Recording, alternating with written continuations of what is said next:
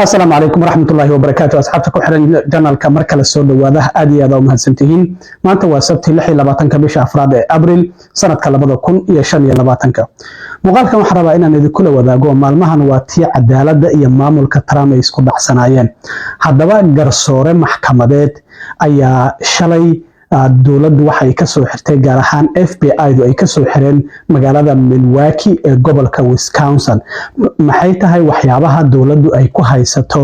garsoorahan waan idin la wadaagaya sidoo kale garsoore hore iyo xaaskiisa ayaa lagu xiray gobolka New Mexico waxaana iyagana lagu haystaa in dad sharci darro ah gaar ahaan Venezuela ka soo jeeda oo saddex nin oo gaangis ah in ay gurigooda ku hayeen oo halkaasi ay kula noolaayeen haddaba labadaasi arrimood ayaan rabaa inaan idin la wadaago balse marka hore soo Trump uu xilka ula wareegay arrimaha musaafiriinta iyo sidoo kalena shaqaalihii shaqada laga ceyrinayay lacagihii Mareykanku oo wadamada caalamka uu siin jiray waxyaabahaasi oo idil markii uu jiray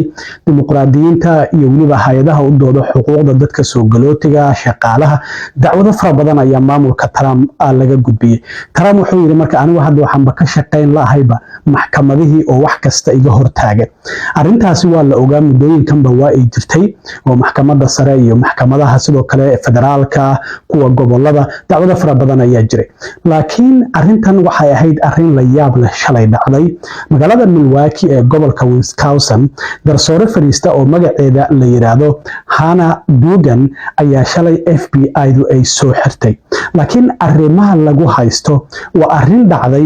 18kii bishan haddaba arrintaasi sidee ku dhacday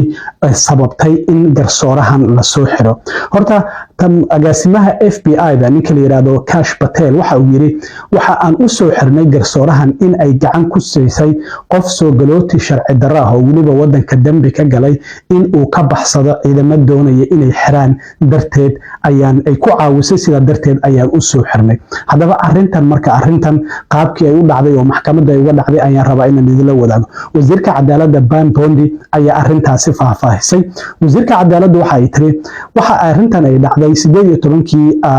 bishan aynu ku jirno ayaa saraakiil ka tirsan FBI-da ciidamo ka tirsan iyo ICE waliba DEA-da waxa ay tageen maxkamadda nin wadanka Mexico ka soo jeedo oo wadanka sharci darro ku joogay oo la yiraahdo Eduardo Flores Ruiz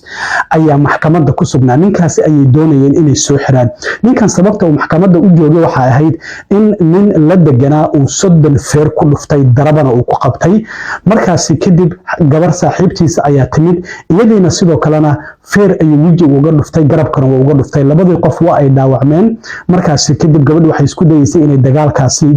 kala celiso labada nin midka saaxiibkeeda iyo ninkan sharci darrada isbitaal ayaa loo qaaday waa ay dhaawaceen marka maxkamadda marka ninkan wadanka sharci darrada ku soo galay oo waliba garsoore uu horay ugu amray in wadanka laga saaro xilliga Obama ayuu soo galay waa la musaafiriyay haddana xilligii Biden ayuu dib u soo laabtay garsoore ayaa ku amray marka wadanka in laga musaafiriyo ICE waxay u tageen marka ninkan inay soo qabtaan maxkamaddana waa ay ogaayeen in ay maalintaasi jirtay maadaama dadkii uu feeray iyo asaga maxkamaddu ay u socotay markii ay tageen ayaa garsoorahan hadda ay soo xireen shalay oo la yiraahdo Hannah Dugan waxay ogaatay in ICE ay joogaan maxkamadda iyo waliba FBI-du banaanka ayay u soo baxday waa ay aragtay hallway-ga iyagoo jooga markaasi kadib ayay waxa ay ku tiri Chief Justice-ka la soo kulma xafiiskiisa taga isaga la soo kulma waa macnaha maxkamaddu waxay leedahay gudoomiye maxkamadeed ayay leedahay xafiiskiisa ayay u tilmaantay intii xafiiska ay ku maqnaayeen ayaa ninkii sharci darrada ahaa waliba garsoore amar uu ku bixiyay wadanka laga saaro ciidamadan FBI-da iyo ICE ay u yimaadeen inay xiraan isaga iyo qareenkiisa waxay ka bixisay albaab gadaale oo juuriga loogu talagalay inay ka soo galaan isla markaana ay ka baxaan baxa ayay tiriba baxsada markaasi kadib askari ayaa si arkay ayadoo sii baxaya waa la ceyrsaday waa la soo qabtay waliba xitaa goob oo dad ay ku badan yihiin oo gawaari ay socoto oo xitaa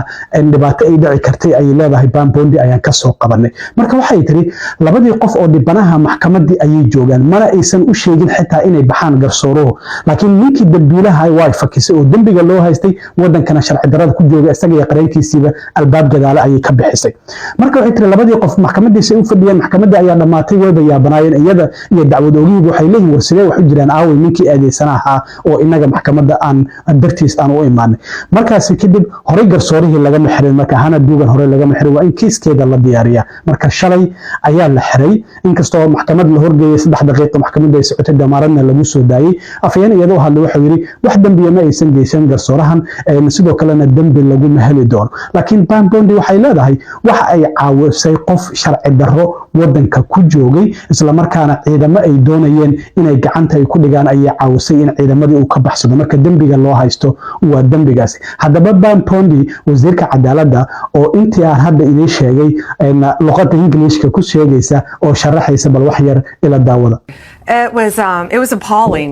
to all of us what happened. I used to be a domestic violence prosecutor, and this case involved someone who was deported under President Obama, came back into our country, we don't know when, illegally, and he was living at a residence, and he beat up a man so badly he had to go to the hospital, his roommate. He punched him with a closed fist in the face 30 times. The victim fell to the ground and he choked him. Then the girlfriend came in, tried to break it up. He punched a woman in the face with a closed fist so hard she fell to the ground. He hit her in the arm. Both of them had to go to the hospital. The fight's broken up. They're taken to the hospital and he's threatening to do further harm to them later. So it's hard enough to get any victim of domestic violence to cooperate. We had 2 victims sitting in a courtroom that day. So she's a sitting judge on a domestic violence case. He's the defendant, Ruiz, 2 victims and a prosecutor, a state prosecutor in the courtroom. It is routinely done when people are picked up on any kind of warrants that it's done outside a courtroom. It's been done in that courthouse. It's been done in a courthouse where I prosecuted 20 years ago. The reason? Because executing a warrant is one of the most dangerous things law enforcement officers can do. You never know what you're going to encounter behind that door, what kind of weapons, with any defendant. So the safest place to do it is if you know they're going to be in a courthouse because they've gone through security. You know a defendant isn't armed. It's a sterile daytime situation. It's routinely done in courthouses, any kind of warrants. So the ICE team was there, DEA, FBI, ICE team. They're outside the courtroom. They're in the courthouse. The judge finds out that they're there to arrest him. And the way he got on the radar, of course, is he got arrested. He beat up these people. So she knew they were there. They were outside. She comes outside the courtroom and is visibly angry, yelling, raising her voice to them. She directs them to go see the chief judge. So while they do that, she goes back in the courtroom, gets back on the bench while a prosecutor is sitting there with 2 victims of domestic violence and tells the defense attorney and the defendant, Ruiz, to come in the back with her. She takes them in the back in a private area. This is appalling. Through her chambers, lets them back out and leave. One of the DEA agents, I believe, sees them exiting and doesn't know what's going on. So she continues with her docket, finishes her docket. 2 victims sit in court all morning long, waiting. At the end, the prosecutor said, "What happened? Why didn't the case get called?" She removed it from the docket without telling anyone, had them go out a door to leave. Then ICE, meaning the ICE team, DEA, FBI, have to chase him down, which is what is so dangerous, outside the courthouse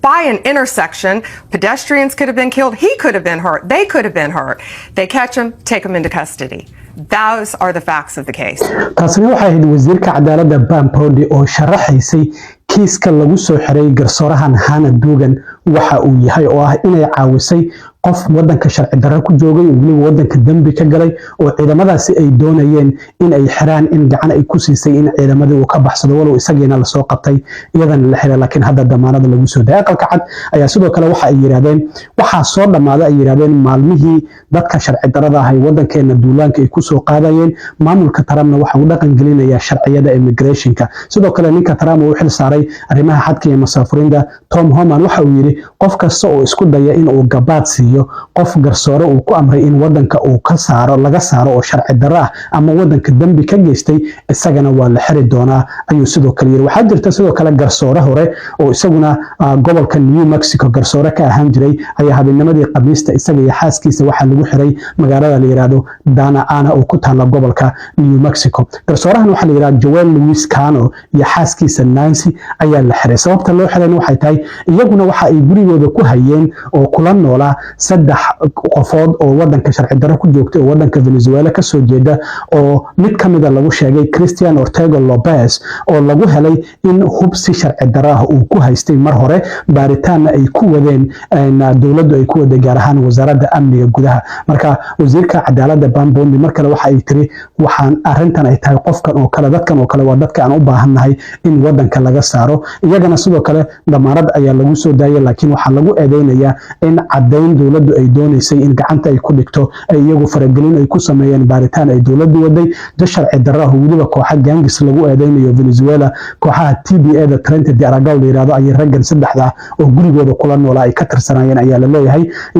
iyagana sidoo kalena waa la qabtay xaaskiisa iyo waliba isagana garsoorahan hore gacanta ayaa lagu soo dhigay oo dawladdu waa ay xirtay marka arrimahan hadda dagaalka u dhaxeeya cadaaladda iyo maamulka Trump bilow ayuu u muuqdaa isagoo Trump uu leeyahay carqalad ayayba nagu yihiin maxkamaduhu oo howlaheennii ayaan ka wadi laanaa waxyaabaha kale ee soo kordha haddii alla idmo idila soo socodsiin doonaa aad iyo aad u mahadsantihiin asxaabta intaan mar kale kulmi doona waa saaxiibkiin cilmi waaro idinla sida iyo nabadgelyo